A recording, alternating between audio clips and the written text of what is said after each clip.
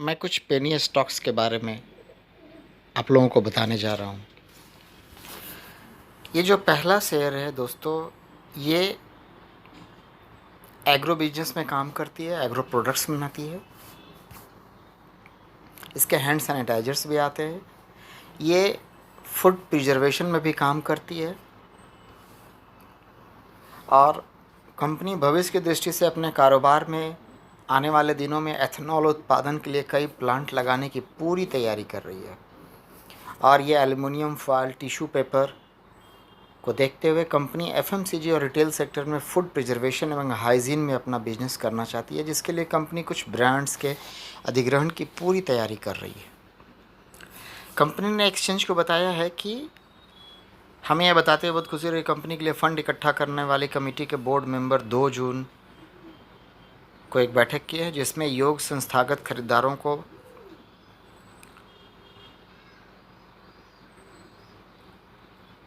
12 crore 50 lakh equity share 4 रुपये प्रति share के हिसाब से देने का फैसला किया है, जिससे कुल 50 करोड़ रुपए की राशि इकट्ठा होगी। और ये जो भी 12 करोड़ 50 लाख शेयर्स हैं जो 4 रुपये के रेट से दिए गए हैं, इसको ख़रीदने वाले में फोर्ब्स, ईएमएफ, नोमुरा सिंगापुर, एजी डायनामिक्स फंड्स को 2 करोड़ 70 लाख, नोमुरा को 4 करोड़ 40 लाख दिए गए हैं। यानी अब इस शेयर में बड़े ग्रुप्स ने भी इन्वेस्टमेंट किया है। अगर इसके प्रमोटर की ओर नज़र डालें तो जून की तुलना में, जून 2021 की तुलना में धीरे धीरे ये भी घट के प्रमोटर्स की जो शेयर होल्डिंग है वो 13.31 हो गई। लेकिन एक्सीडेंटली एफआईआईज़ की एंट्री होती है इसमें, और जून में उनकी जो हिस्सेदारी बढ़कर 12.21% हो जाती है। गवर्नमेंट 0.02 और पब्लिक की जो होल्डिंग ज़बरदस्त 74.47। लग रहा है ऐसे जैसे ये प्रमोटर है, और प्रमोटर्स की होल्डिंग ऐसे दिख रही है जैसे वो पब्लिक की है। इसके डेटर डेज को देखें दोस्तों तो 62 डेज़ पे आ गया है घट के।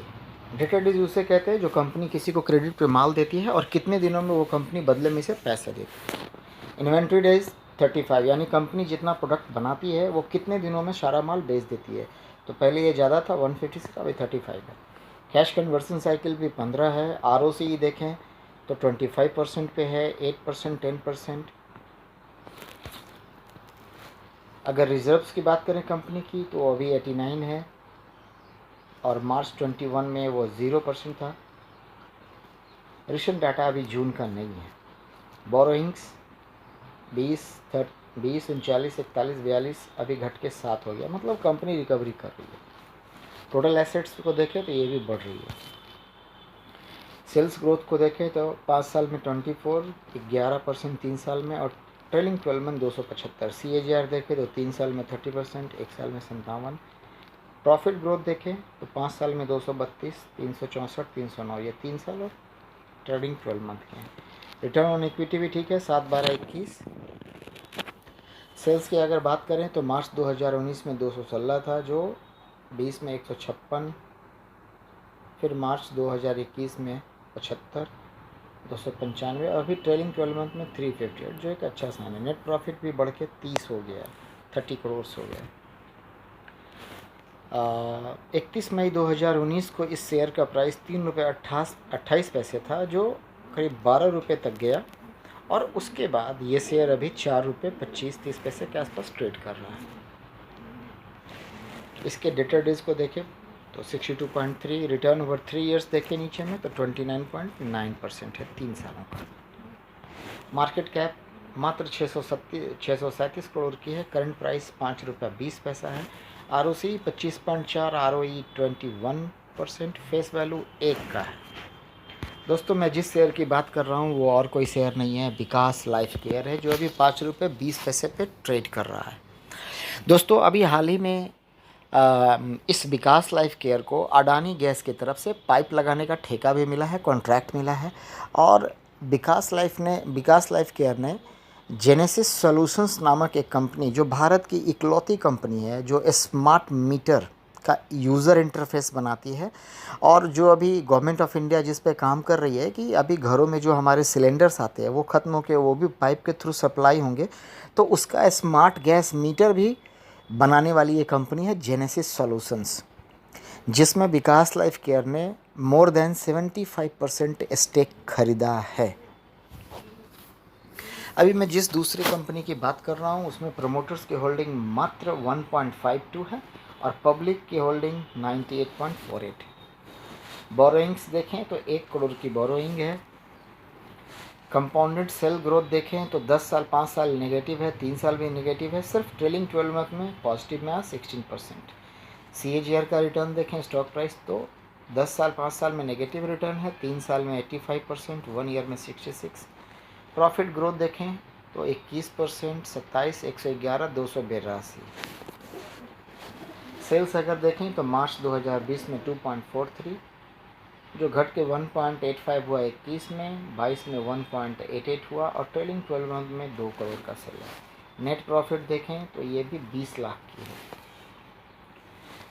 3 सितंबर 2019 को ये शेयर का दाम 10 पैसे था जो बढ़ के 3.5 रुपये तक गया और उसके बाद फिर से गिर के 50 पैसे हो गया। 5 साल का रिटर्न देखें तो वो नेगेटिव में है, 3 साल का रिटर्न देखें तो वो 84.7% का। मार्केट कैप बहुत ही छोटा, ओनली 67.4 करोड़। करंट प्राइस 63 पैसे का है ये स्टॉक। ROCE 1.68, ROE 1.67 और डेट टू इक्विटी 0.02 मतलब नेग्लिजिबल डेट है।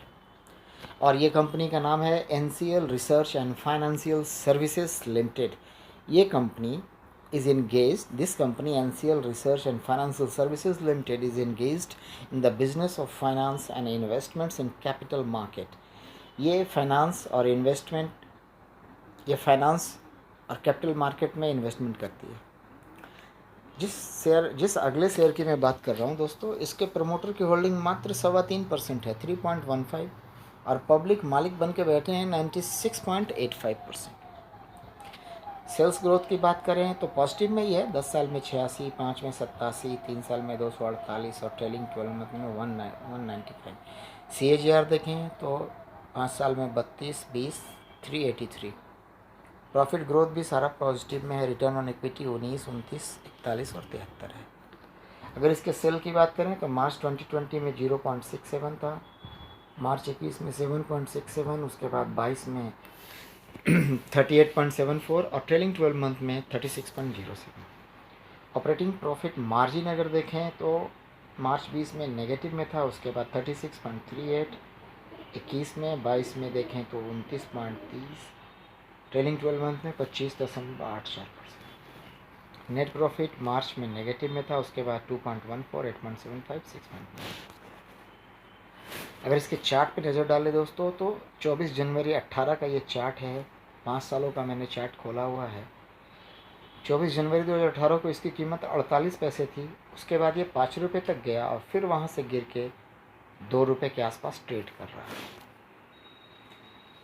इसमें रिटर्न 5 साल का देखें तो 32% और 3 साल का 19%। मैं जिस शेयर की बात कर रहा हूँ इसका नाम है BCL इंटरप्राइजेज लिमिटेड, जिसका मार्केट कैप 22.5 करोड़ का है और करेंटली प्राइस्ड है 1.93 यानी 1.93 रुपये।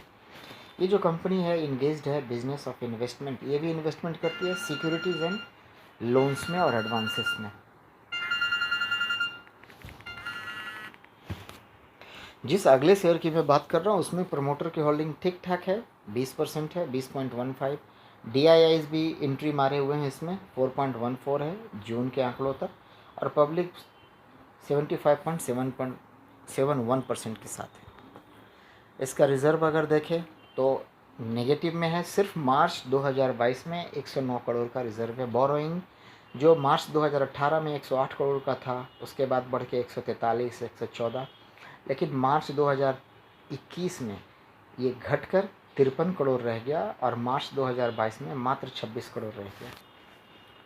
सेल्स ग्रोथ के ऊपर नज़र डालें तो पॉजिटिव में है, सारा कुछ पॉजिटिव में, 10 में 45%, 10 साल में, 5 साल में 114, 3 साल में 200% और ट्रेलिंग 12 मंथ में 3313%।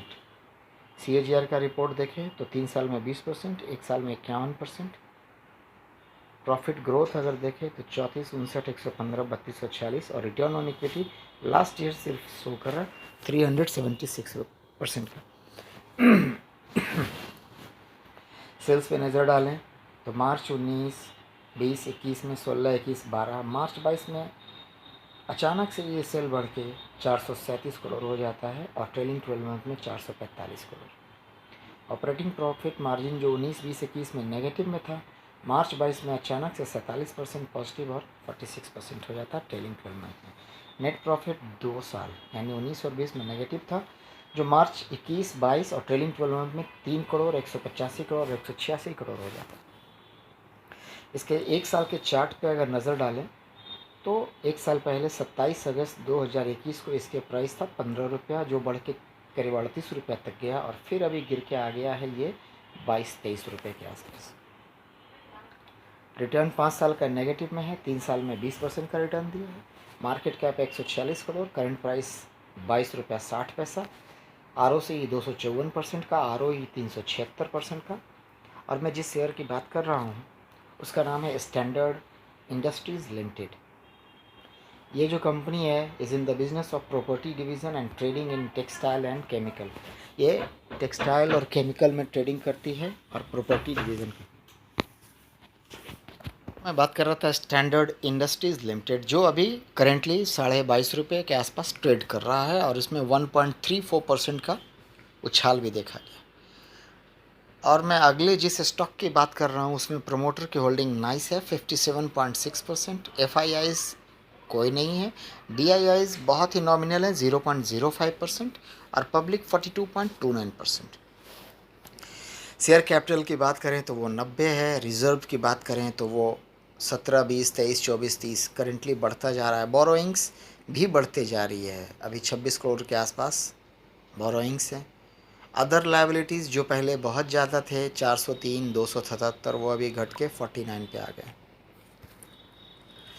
कंपाउंडेड सेल्स ग्रोथ की बात करें तो 3 साल, 5 साल, 10 साल नेगेटिव में है, सिर्फ पिछला 12 महीना 47% पॉजिटिव में।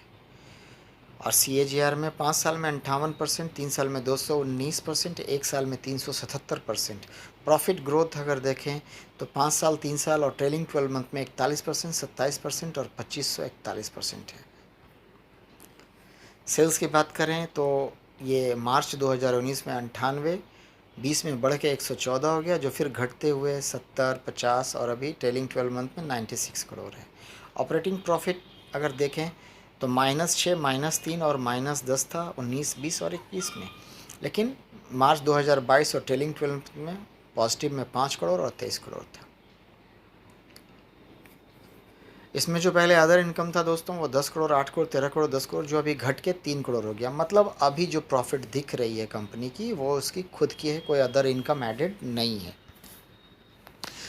इसका मैक्सिमम चार्ट मैंने खोला हुआ है दोस्तों। 22 जुलाई 2016 को ये 2 रुपये 9 पैसे पे था, उसके बाद ये बढ़ के 25 रुपये तक गया और फिर अभी करेंटली 15 रुपये के आसपास ट्रेड कर रहा है। इसमें आप देखें रिटर्न 5 साल का 57.5% है और 3 साल का 219%। मैं जिस शेयर की बात कर रहा हूँ उसका मार्केट कैप 1439 करोड़ का है, करेंटली प्राइस्ड है 14 रुपये 60 पैसे पे।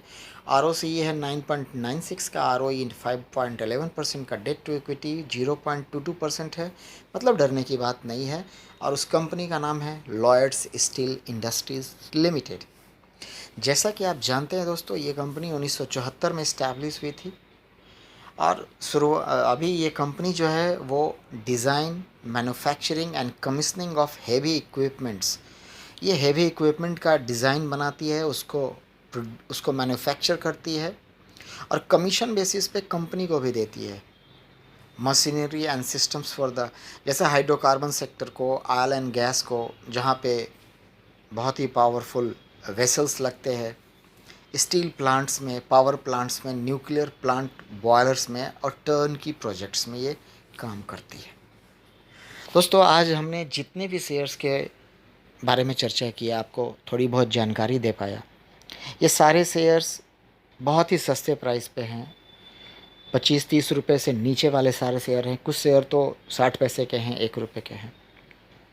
दोस्तों मल्टी बैगर्स बनते हैं लेकिन उसके लिए लक भी होना चाहिए।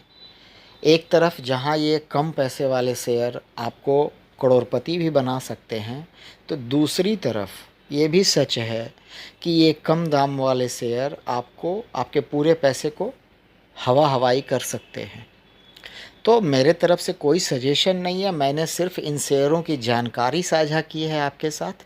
अगर आप कन्विंस्ड हैं, आप खुद से भी रिसर्च करें, और अगर आप रिस्क लेने के लिए तैयार हैं कि नहीं कोई बात नहीं, मैं थोड़े बहुत पैसे 200 400 500 हज़ार रुपये लगा के अगर वो डूब भी जाए तो मुझे गम नहीं है, तो फिर दोस्तों the higher the risk the higher the profit, ऐसी कहावत है, आप भी ले सकते हैं। Thank you very much.